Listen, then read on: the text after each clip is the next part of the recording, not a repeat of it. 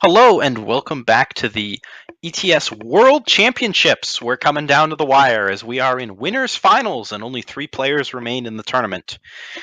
We have Kamado, who is very nearly undefeated in this entire tournament. He dropped 2 games in the Swiss, and one of them was around 16 or around 15, where it didn't really matter. So only one loss really in his entire tournament, and he's facing off against Unearthly, the man who's done just about everything except for win a major tournament. So he's definitely looking to add that to his list here. We have an Argenport deck facing off against a Argenport plus Fire deck, and it looks like it's going to be a tough road for the deck with the lower curve. Joining me for this match is Gabe Calimdir. Hey, yeah, so this is going to be an interesting match. Something I'd like to point out is that both decks here in the winners finals are running 4 copies of Sabotage main deck. All right, clearly most underrated, best shadow card. Everyone should be playing it on ladder. I mean, both decks are also running 4 copies of Tavrod, which I heard recently was a fairly powerful card. I don't know if it took over the metagame or anything, but it's still here. It's still in our World Finals, and we're excited to see it. Yeah, I think we're going to see a mulligan come out from, or a redraw come out from an Unearthly. Not a lot of cards that he wants to see there, and a lot of shadow influence. So yeah, we see the redraw come out, and game is underway. Kamado with a pretty reasonable hand. Doesn't have to be fast in this matchup or with this deck. Unearthly on 2 power and does have a play, but is going to be looking to draw 3rd power, and he does. Runehammer Kamado not torching, just going for the Velk Enforcer line, despite being able to. Yeah, I think it's more power efficient. He can use Torch later and maybe get a cudgel out of it.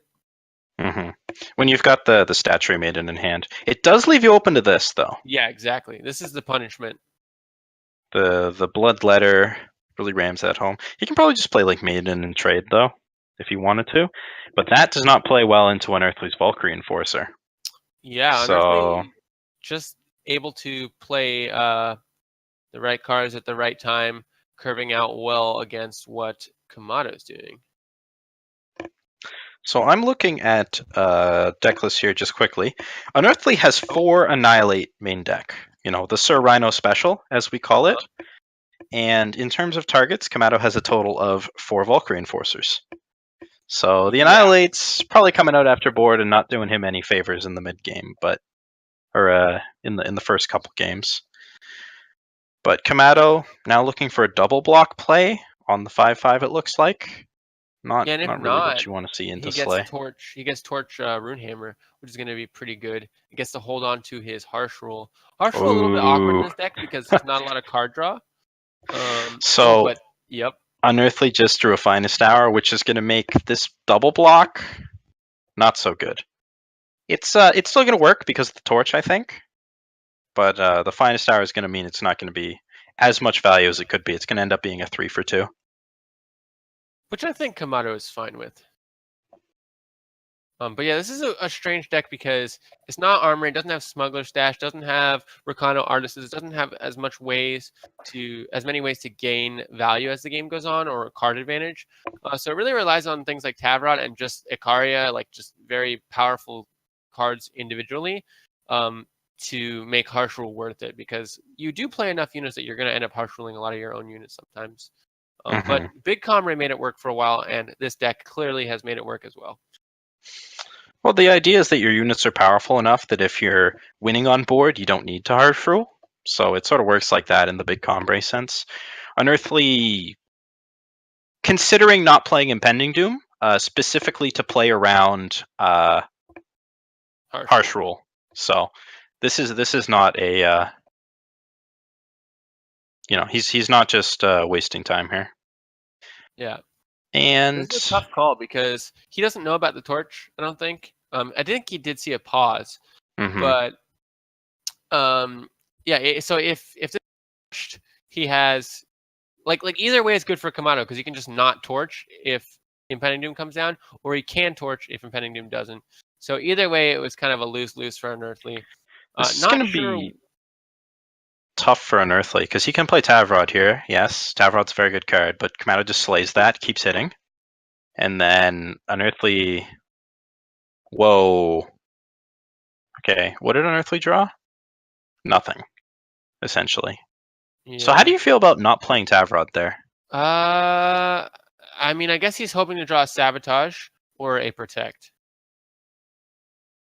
Okay. Okay, And- Protect, yeah, sure.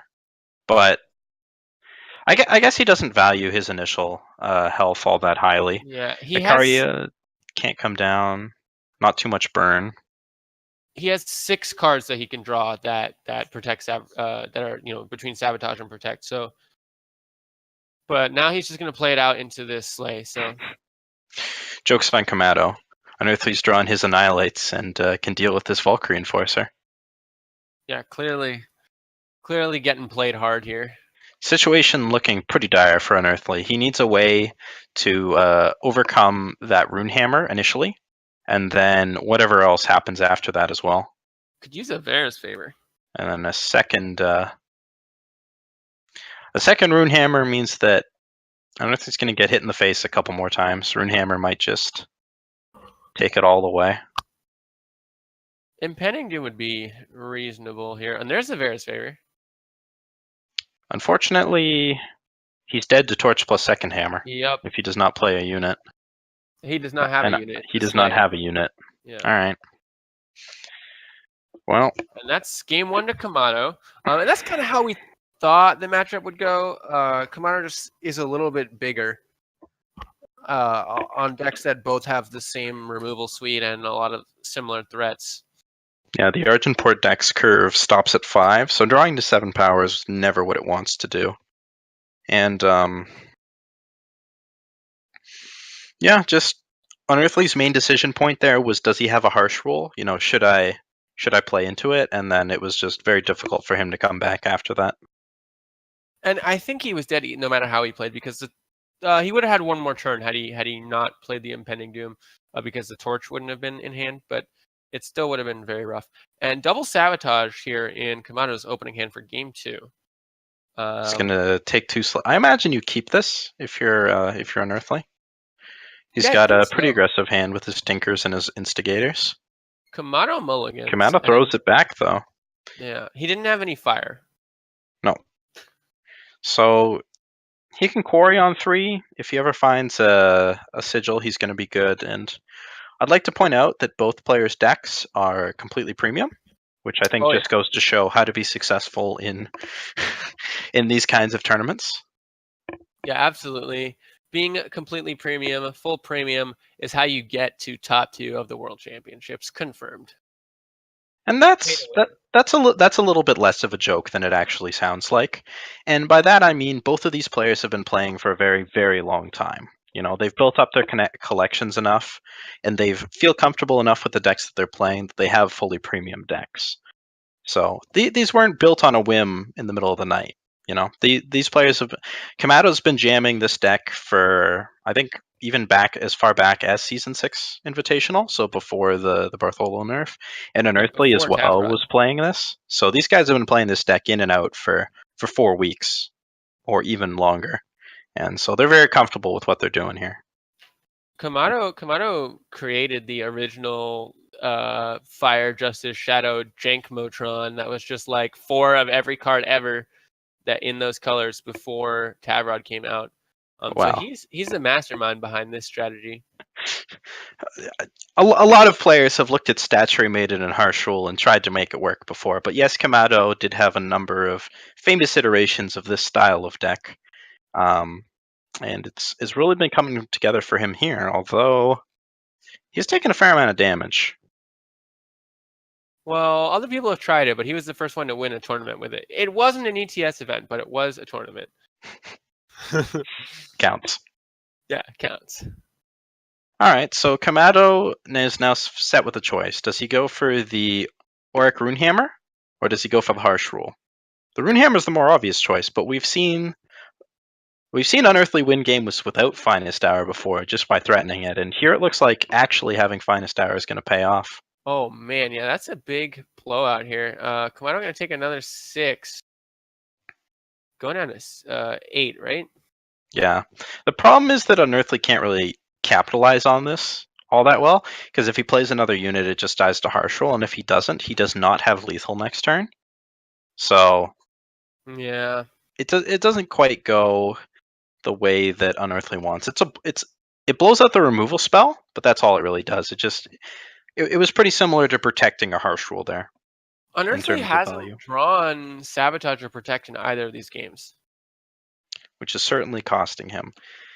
What would really cost Kamato is if he decided to go for a unit here, playing around a protect, but he does not, and Unearthly does not have one.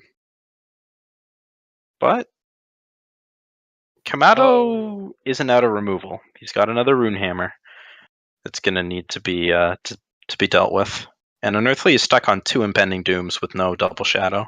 Look at Kamato's hand. 2 Tav Rods, 2 Valkyrie Enforcers, and an Ikaria. Those are all cards that at some point in the game people have said this is the best card in the game. Including Torch now. Like there's so much power in this hand. Vulcan and Torch have both been called overpowered for their costs, but Yeah. I wouldn't quite say best card in the game, Vulcan Forcer. I'm saying at least. Well, I at some point I think it was the best card in the game back in the old Combray meta. Well, of seasons past. That is a debate for the post game show. That's for sure. Yeah. In the meantime, some Tavrods are dying horribly to some Argent Port cards, and Unearthly wants to play Instigator but can't play Instigator. Yeah, Unearthly not with really any great plays here without Double Shadow and. Akari is coming down next turn. Yeah. Well, yeah. Yep, and he's the Harsh Roll deck. Unearthly does not have anything to punish this play, so Kamato just gets to dump his hand, and Unearthly is basically dead. Does draw the Shadow finally. Well, does Kamato just jam Akaria and then just Ace Space and say deal with it? Yeah, I mean that's not a bad play. He gets in 10 damage and removes the Impending Doom. I think that's the play. Yeah. Yeah, I think that might be the play because I think Torch remove doesn't really do anything. Yeah. He also just takes a bunch of damage from attacking the Impending Doom if he does that. So what Unearthly could do is just take 8 and block one of the Volks, but I don't think you care. I think you just attack then. The deck doesn't have any reach. And also, if you do that, then Kamato definitely attacks the Impending Doom with the Rune Hammer. Yeah. I still think that's the better line for Unearthly, even though it doesn't look like it is. Yeah, if he blocks one of the Volks. Because he has more outs to Ikaria than he does to Rune Hammer, I think. Which is kind of funny to say, but unless you're Felon Control, that's not usually something that you hear. Unearthly's trying to see if there is a line where protecting Ikaria's Aegis off is right, or if he needs to save it for something else. Yeah, because he would be able to, if he does it now, he'll be able to, which he's going to do. He can play both Impending Doom and Instigator if he draws a power, or Valkyrie Enforcer and Instigator if he draws a power. So he could draw Slay, and then... Wait, Kamato just passed. Oh. What? Okay. So this looks like a chump attack, but it does kill the Rune Hammer anyways because of the Instigator. So that was interesting. That's a good draw from Kamato, though. This Stature Maiden is going to probably end the game for Unearthly. Cudgel was playing Stature Maiden better than playing Runehammer and Torch, and just... I guess it kind of was, because then you end up with a Stature Maiden playing a Runehammer. Yeah. Yeah. All right. Again, then you can just play Runehammer now. So Unearthly almost certainly cannot come back from this board. Yeah, he has to do too many things in one turn. And he's just going to die to his own Instigator triggers.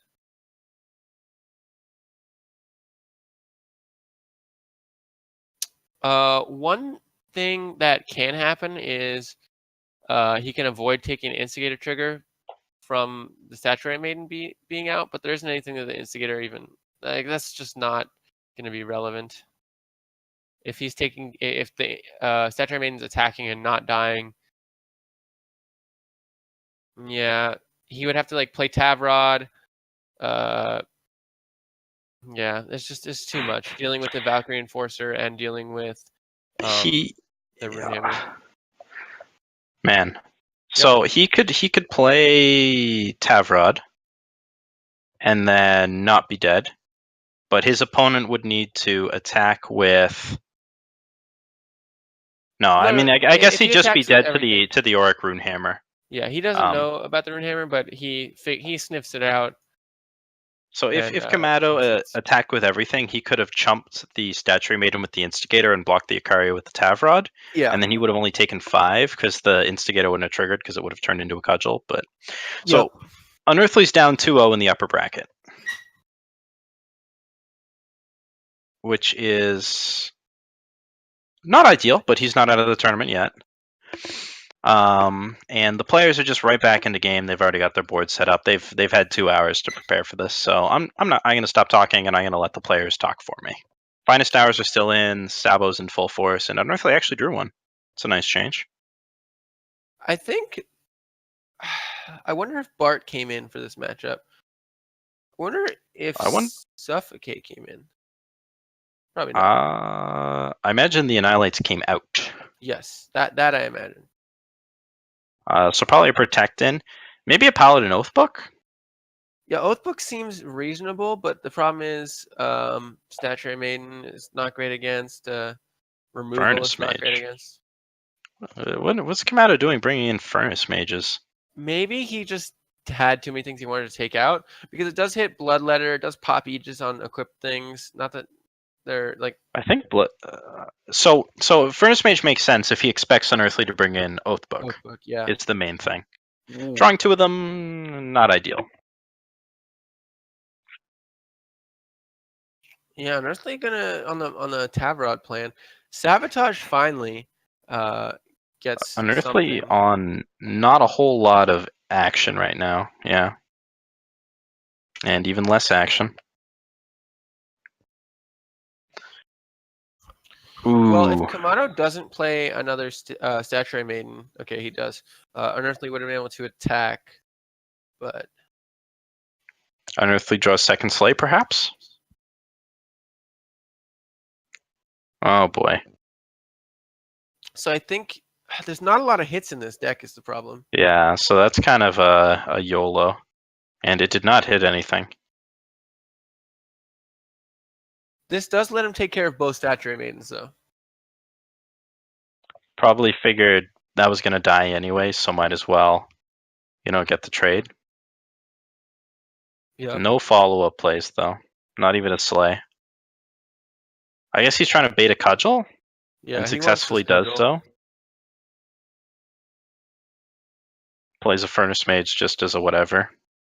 Laughing at Unearthly for taking out the Annihilates, presumably. We don't actually know.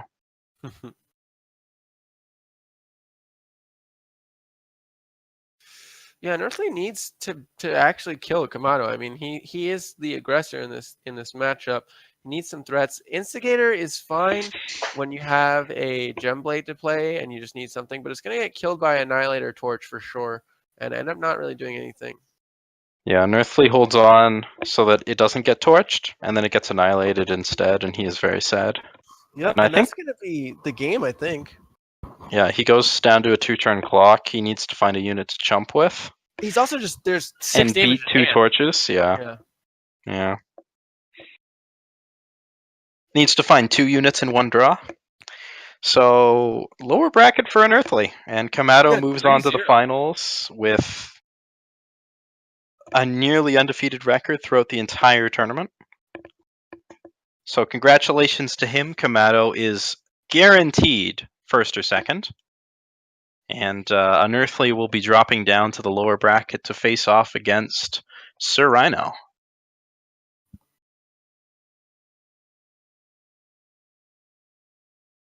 So Loser is third place. Winner goes on to face Kamato waiting in the finals. And we will be right back with you with that match very shortly. We're just moving into game now.